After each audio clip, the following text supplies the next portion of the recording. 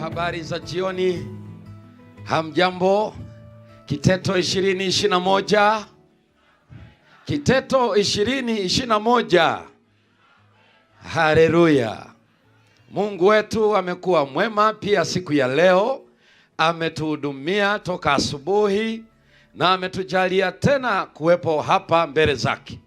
Wangapi wanaungana nami kumshukuru Mungu wetu kwa kunyoosha mikono? Papote pale ulipo, Bwana kubariki sana. Tunaendelea kupokea salamu kwa wanatupata kwa mbali kabisa, Australia, Afrika Kusini, kule Uingereza, Marekani, kule South Sudan, tunapata kutoka Kongo, Tanzania, hapa Kenya. Bwana awabariki sana, na katika maeneo mbalimbali kokote ambako tunajiunga pamoja nasi katika mikutano hii hapa Kibaya, katika hapa wilaya Kiteto. Mungu akubariki sana kwa kutenga muda wako masaa kama haya na kujiunga pamoja nasi ili atubariki sote. Ni ya leo, karibuni kwa somo la pekee, ishara ya ushirika. Hebu pata dakika moja tufumbe macho tuweze kuomba. Baba yetu wa mbinguni, jioni ya leo katika maeneo mbalimbali ya ulimwengu, wengine ni mchana, wengine ni asubuhi, lakini umetujalia muda huu mzuri tena kwa mara nyingine. Unene nasi, tupatie ishara hii ya ushirika. Jitukuze kwa mara nyingine tena, ukigusa mahitaji yetu ya ndani na ukitutendea yale ambayo ni sawa sawa na mapenzi yako. Kila aliyefika hapa, kila aliyetenga muda, popote alipo, Mungu wa mbinguni, hebu ukajitukuze namna unavyotuhudumia, kwa jina la Yesu Kristo ukanene nasi sasa. Amina. Ishara ya ushirika. Ishara ya ushirika. Jana tuliweza kuona huyu Mungu anachofanya katika mpango mzima wa namna anavyotaka tusafiri, namna anavyotaka tufike aliko, namna anavyotaka aturudishe katika mpango wake wa awali.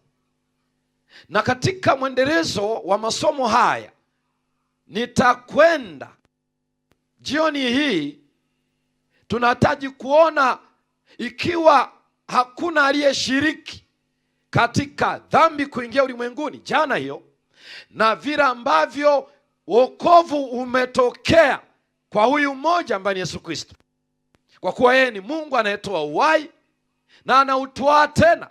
Jana tuliona hivyo, lakini sio hivyo tu peke yake.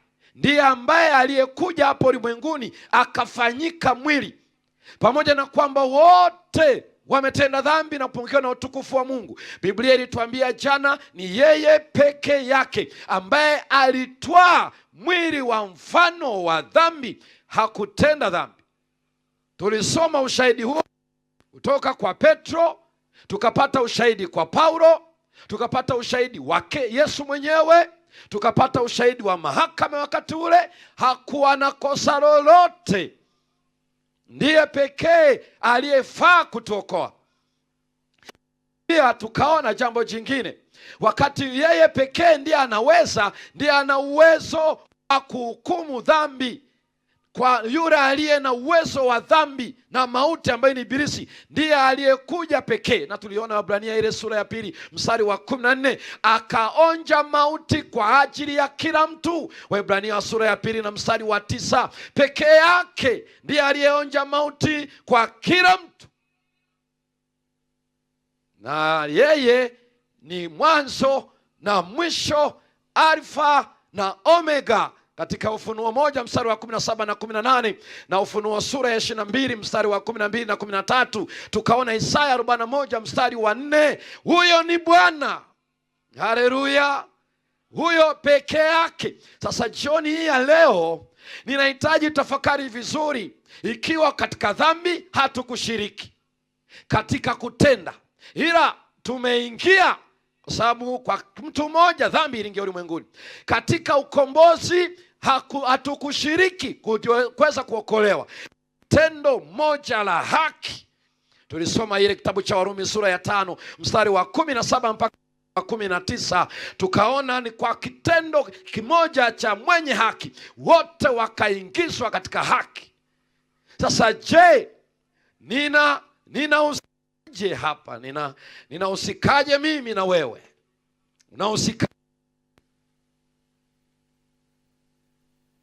Unausikaje? Ninausikaje? Turudi kidogo somo la juzi kidogo tuweze kuona jambo hili. Tuliona Mungu alitangaza mpango wa ukombozi katika bustani ya Edeni tulipokuwa tunasoma kile kitabu cha Mwanzo sura ya 3 mstari wa 15, na weka uadui kati ya uzao wako na mwanamke, na na huo utakuponda kichwa nao utamtigina. Hii ilikuwa ni kauli ya Mungu ya awali, ya kwanza kabisa kusikika katika masikio ya mwanadamu katika bustani ya Eden. Hicho ndicho tulichosoma siku ile. Mungu akatangaza mpango wa kumwokoa mwanadamu. Na huu mpango sio kwamba umeanza baada ya dhambi kuingia. Kwa sababu Ufunuo sura ya 13 na mstari wa 8 Biblia inasema ni mpango uliowekwa, kwa sababu mwanakondoo alichinjwa tangu kuwekwa msingi ya ulimwengu. Maana yake ni nini basi? Maana yake ni kwamba ukombozi, mpango wa ukombozi umewekwa kabla ya uumbaji wa dunia. Haleluya! Kabla dunia haijaumbwa, Mungu amekwisha weka mpango wa ukombozi. Na hii inashangaza, ndio maana haijawahi kuwepo dharura mbele za Bwana. Yeye anajua yote na anatenda, ana uwezo wote na ana ufahamu wote. Kwa hivyo ulifunuliwa tu. Sasa wakati Mungu anamwambia ya kwamba nyoka, sikiliza, kuna uadui unatangazwa, unakuja mzao wa mwanamke. Na tuliona ule mzao wa mwanamke wakati tunasoma Ibrania, sio mwingine. Tukasoma kitabu kile cha Wagalatia sura ile ya 3, inaelezea huyo sio mwingine, ni Yesu Kristo peke yake. Sasa ikiwa ndiye mzao aliyekuja, hivi wao walishiriki vipi? Walitenda nini? Kweli Mungu aliwavika ngozi, wakatoka na ahadi ya mpango wa ukombozi, lakini walishiriki vipi?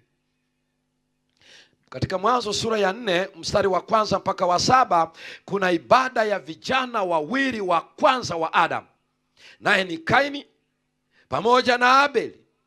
Hawa vijana wawili hawa wameshakuwa vijana, wanaweza kwenda kwenye ibada peke yao, wakajenga madhabahu kila mtu ya kwake. Na Biblia inaeleza ya kwamba Habili alitoa wazaliwa wa kwanza. Huo ni mstari wa 1 mpaka mstari wa 4. Habili alitoa wazaliwa wa kwanza sadaka kwa Bwana, na Mungu akamtakabali Habili na sadaka yake, lakini Kaini akatoa mazao. Biblia inasema Mungu alimkataa Kaini, akakataa na sadaka yake. Hiki maana yake ni nini? Kwa sababu ukienda kitabu cha Ibrania sura ya 11 na ule mstari wa 4 wanasema kwa imani Habili alitoa sadaka kuliko ya Kaini. Hapa ndipo unaona kumbe Habili hakutoa tu sadaka, ila alitoa kwa imani. Kwa hivyo alitoa kwa imani, sio tu aliamua, kwa imani. Anasema imani ni nini basi? Kitabu kile cha Warumi sura ya 10 mstari wa 17 Biblia inasema imani chanzo chake ni kusikia, na kusikia huja kwa neno la Kristo. Haleluya! Kwa hiyo kama Habili alitoa kwa imani, maana yake alitoa kulingana na neno. Hicho ndicho tunachosoma katika Biblia. Na hivyo Mungu akamkubali Habili, akaikubali na sadaka yake. Sasa hapa haikuishia kwa vijana wawili, kwa sababu hawa vijana wawili hawajafanya bila Mungu kueleza, na hivyo uzao ukaendelea.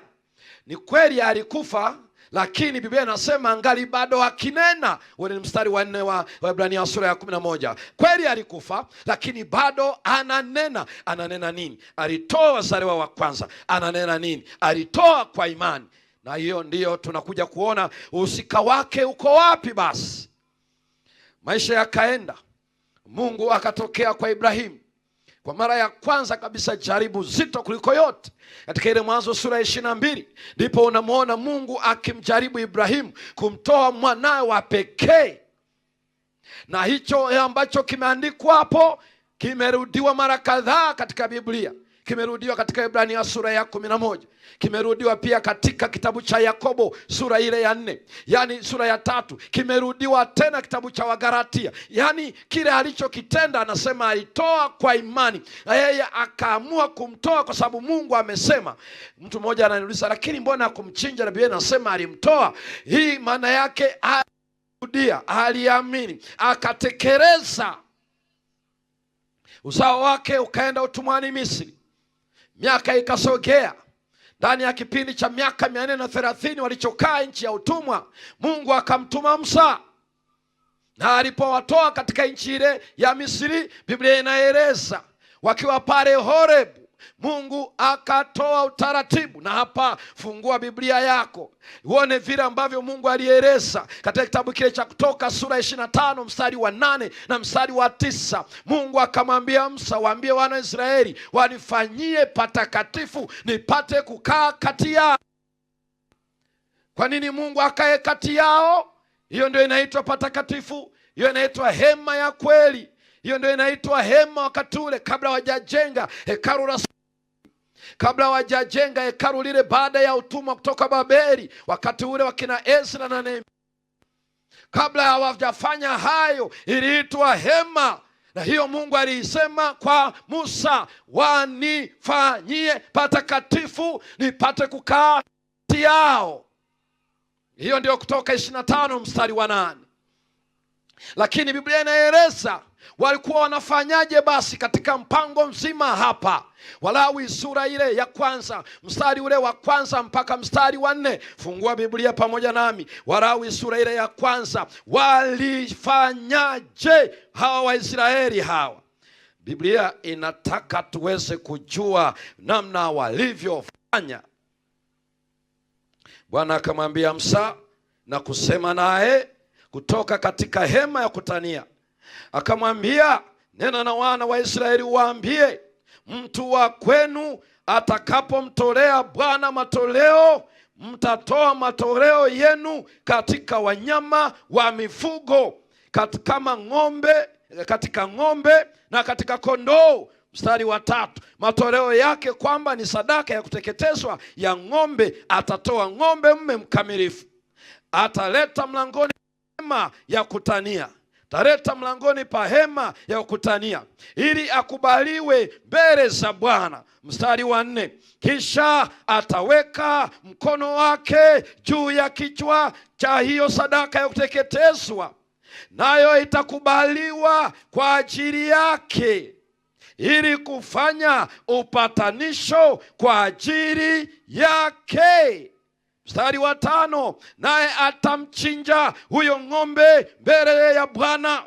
Kisha wana wa Haruni hao makuhani wataileta karibu hiyo damu na kuinyunyiza damu yake kando kando katika madhabahu iliyo hapo mlangoni pa hema ya kukutania. Mwisraeli aliyehitaji msamaha alikuja na wanyama, kuja na mnyama.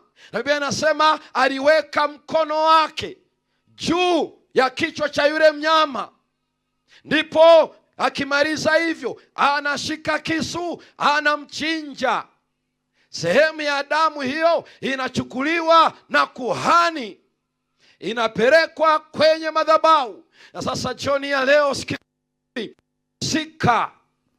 sikiliza vizuri, usika wako na ishara ya ushirika. Kwa nini alikuwa anaweka mkono juu? Ile ilitumika kama sahihi. Sahihi ya nini basi? sahihi ya kuonyesha ya kwamba huyu ndiye mimi. Huyu ndiye mimi. Kwa hiyo kama ni kondoo, akiweka mkono juu yake, anaungama, atubu na kufanya hivyo, alikuwa anaweka sahihi, mimi ni huyu, mimi ndiye mhusika hapa. Sasa Walawi sura ya 4, angalia fikiri ambacho Biblia inaendelea kutueleza mambo ya Walawi sura ya 4. Mungu wetu anataka tuweze kuelewa. Walawi sura ya 4 na ule mstari wa 30 na mstari hadi wa 32. Neno la Mungu linasema, na hapa na nukuu neno lake. Anaeleza, kisha kuhani atatwaa katika hiyo damu yake kwa kidole chake na kuitia katika pembe za madhabahu ya kuteketeza, na damu yake yote ataimwaga chini ya madhabahu. Kisha atayaondoa mafuta yake yote, kama vile mafuta yanavyoondolewa katika hizo sadaka za amani. Kisha kuhani atayateketeza juu ya madhabahu, iwe harufu ya kupendeza kwa Bwana, na kuhani atafanya upatanisho kwa ajili yake, naye atasamehewa. Haleluya, haleluya. Msamaha haukupatikana kwa kuchinja kondoo. Hapana, msamaha upatikana baada ya ile damu kufanywa upatanisho. Yani anachosema ni hivi, yani Kalvari, kifo cha Yesu msalabani, kwa hakika msamaha hauishi kafara yake msalabani. Ndani ya siku hizi zilizobaki tutakuja kuangalia vizuri, badala yake inayotakiwa ni damu. Hakuna damu, hakuna msamaha. Kwa hivyo uchinjaji wa wale wanyama kama ungeishia hapo, hakuna msamaha.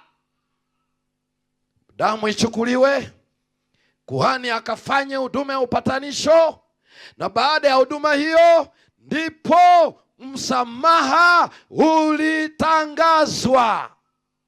Ndio maana Walawi sura ya 17 na mstari wa 11, Biblia inasema, nimewapeni hiyo damu kwa sababu damu ndiyo uhai kwa ajili ya upatanisho.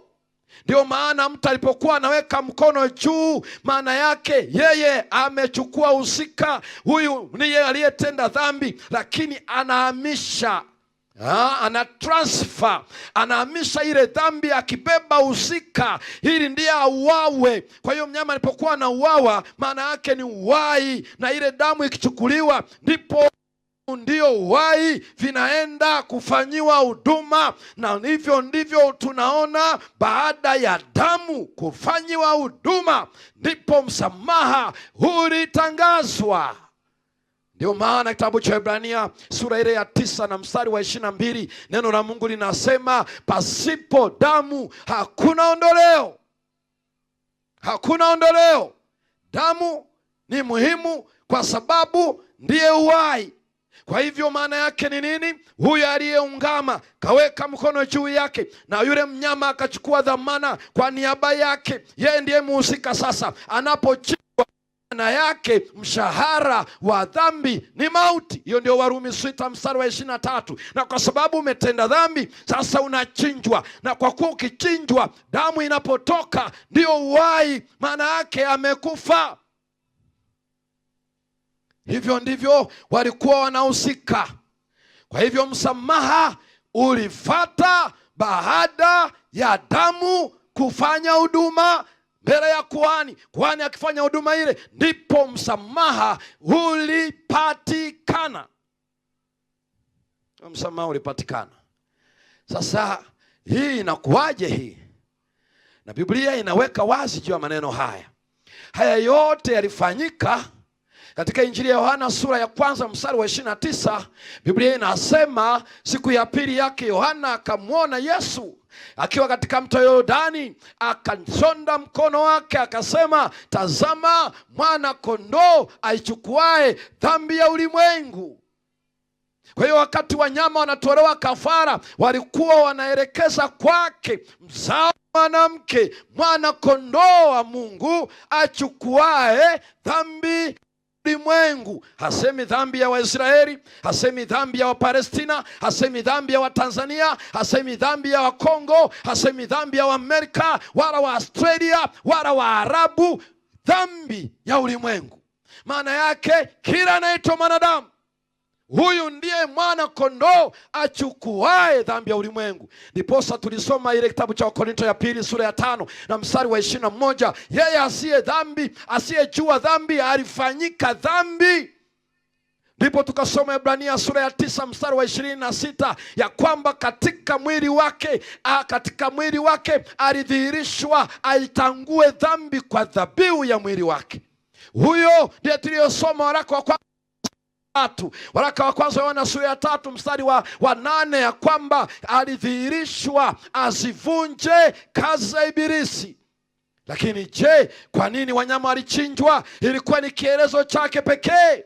Ndiposa kitabu cha Ibrania sura ile ya 10 na ule mstari wa 3 mpaka mstari wa 10 anasema dhabihu za wanyama, za mbuzi, za ng'ombe, chochote hazikuwa hitaji la mbingu, maana haziwezi kumkamilisha yeye aabuduye. Fungua Ibrania sura ile ya 10. Ibrania sura ya 10 ili usome pamoja nami hapa. Ibrania sura ya 10 anatueleza mbingu hazikuwa na shauku ya damu za wanyama, kwa sababu damu za wanyama hazina sifa, haziwezi kumfanya mtu akamilike. Waebrania sura ya 10, halafu tusome mstari wa 3 kwa pamoja. Sogee chini kidogo. Lakini katika dhabihu hizo liko kumbukumbu la dhambi kila mwaka. Mstari wa 4, maana haiwezekani damu ya mafahari na mbuzi kuondoa dhambi. Kwa hiyo ajapo ulimwenguni asema, dhabihu na toleo hukutaka, lakini mwili uliniwekea tayari. Mstari wa 6, sadaka za kuteketezwa za dhambi hukupendezwa nazo. Ndipo mstari wa 7 Biblia inasema, ndipo niliposema, tazama nimekuja, katika gombo la chuo nimeandikiwa niyafanye mapenzi ya Mungu. Sasa mapenzi ya Mungu ni yapi hayo? Mstari wa 9, ndipo aliposema, tazama nimekuja niyafanye mapenzi yako. Aondoa la kwanza ili kusudi asimamishe la pili, yaani kafara za wanyama, na amechagua mkamilifu ulipatikana. Kitabu cha Matendo sura ya 5 hata mstari wa 31. Hapa tunaelezwa pekee ndivyo vinaweza kumfanya mwanadamu aweze kutenda. Sura ya 5 mstari wa 30 hata mstari wa 32. Neno la Mungu linasema jioni ya leo, Matendo sura ya 5 mstari wa 30, Mungu wa baba zetu alimfufua Yesu, ambaye ninyi mlimuua mkimtundika katika mti.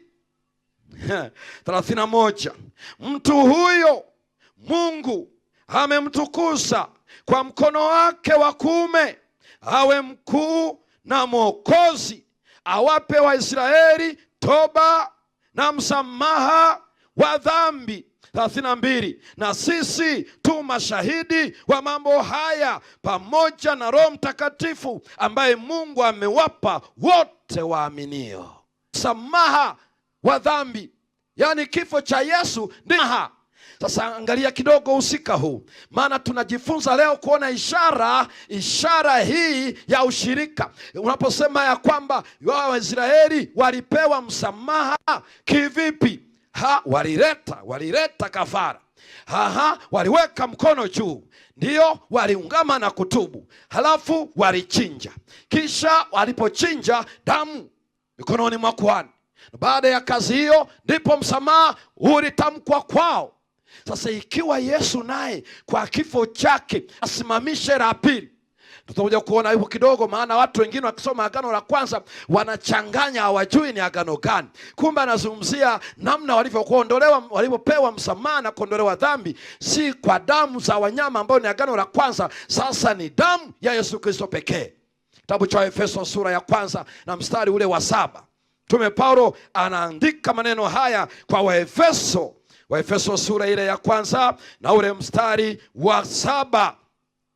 Neno la Mungu linasema jioni ya leo, katika yeye huyo.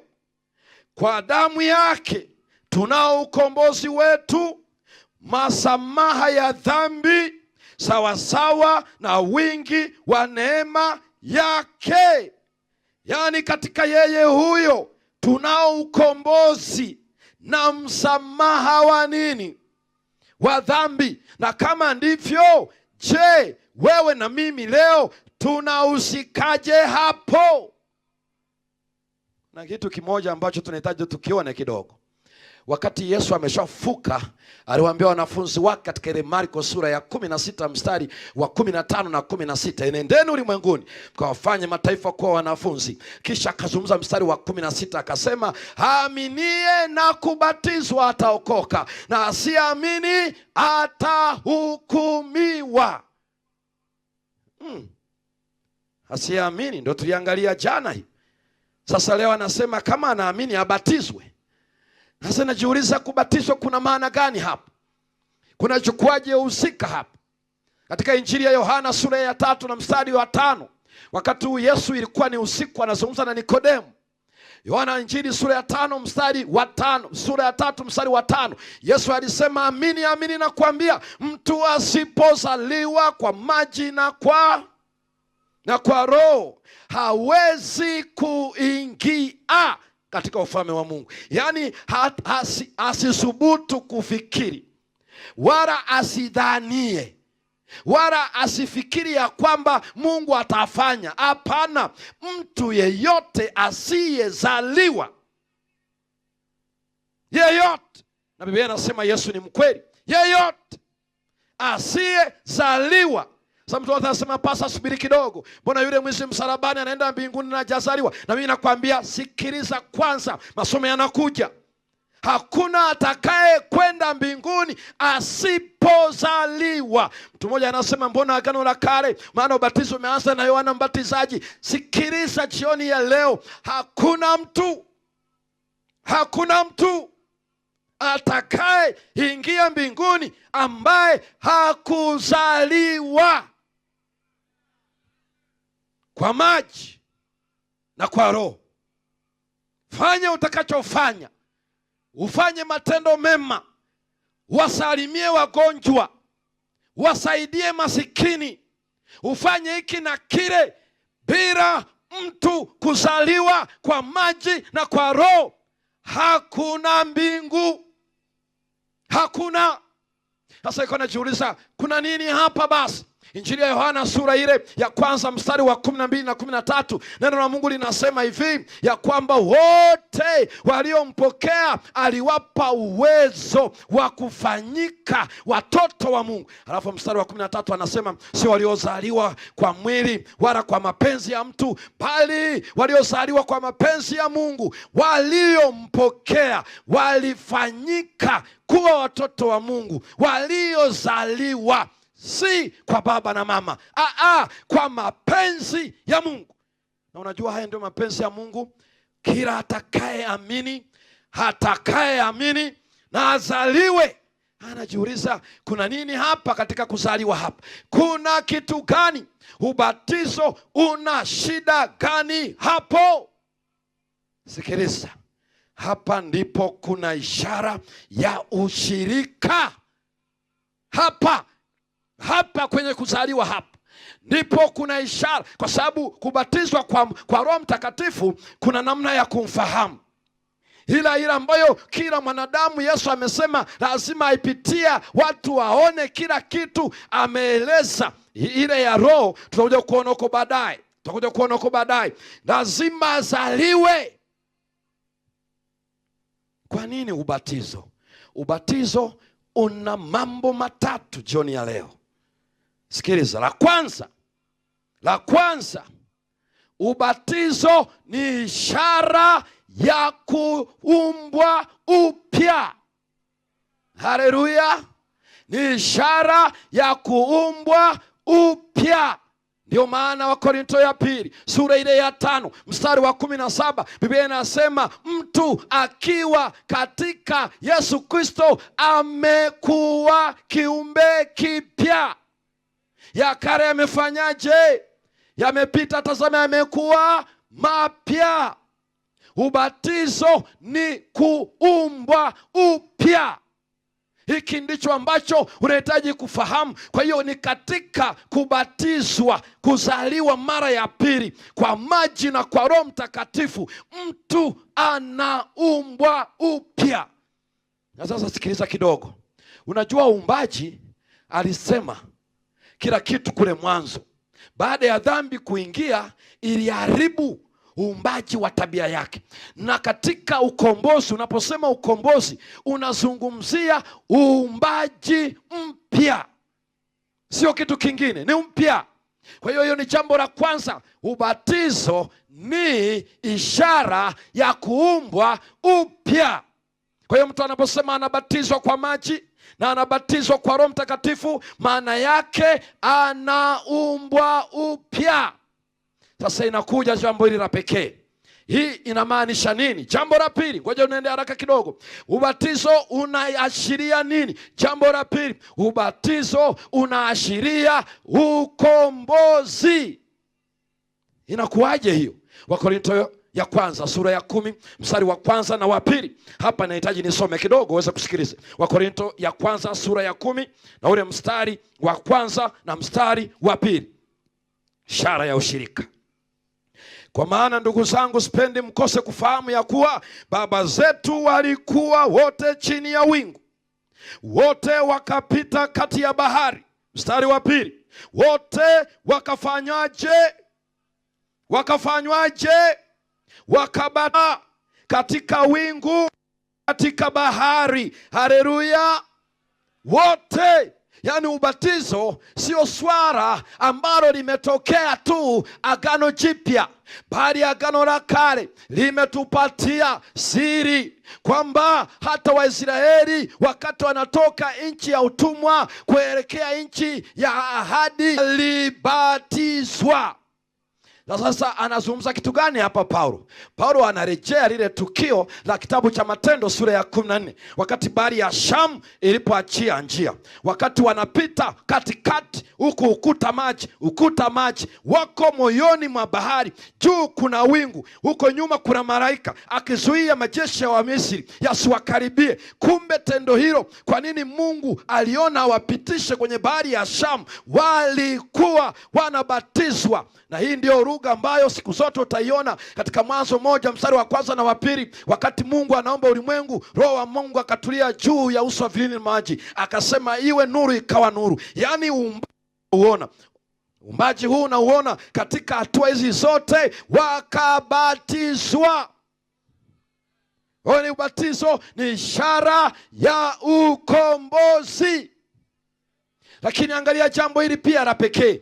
Jambo la tatu, ishara ya ubatizo ni nini? Ubatizo ni ishara ya hukumu ya Mungu.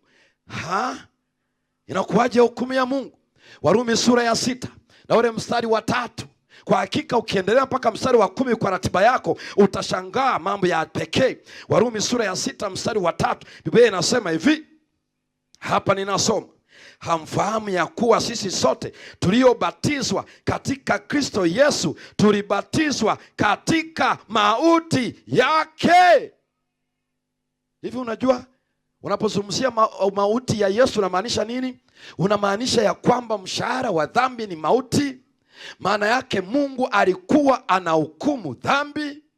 Ndio maana Biblia inasema ya kwamba alikufa kwa ajili yetu wote, akaonja mauti kwa ajili yetu sote. Kumbe tafsiri anaposema munapobatizwa, maana yake ni nini? Ibatizo inahubiri hukumu ya Mungu dhidi ya dhambi. Mshahara wa dhambi ni mauti. Angalia mstari wa 4.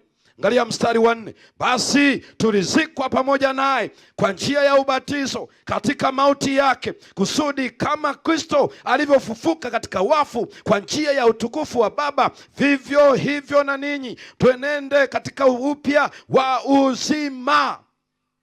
Ubatizo, kama huwezi kuokoa, utahukumu.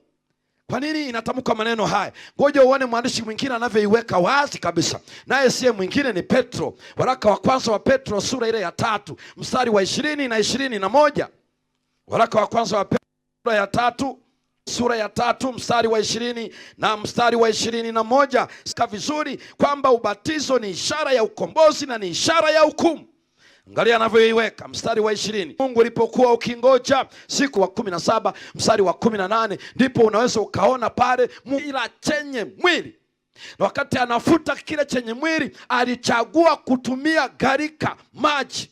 Lakini akasema watakao amini, tengeneza safina, waingie ndani ya safina. Ndio maana wakati mvua inatoka ardhini na inatoka na wako ndani ya safina, hapa kuna mbao wako katikati ya maji. Kumbe ilikuwa ni ishara ya ubatizo. Yani hata Nuhu hawezi kuingia mbinguni pasiweke na maji yoyote, ila aliamua kuwapeleka ikiwa wanaamini waweze katikati ya maji. Wakati huo pamoja na Yesu katikati.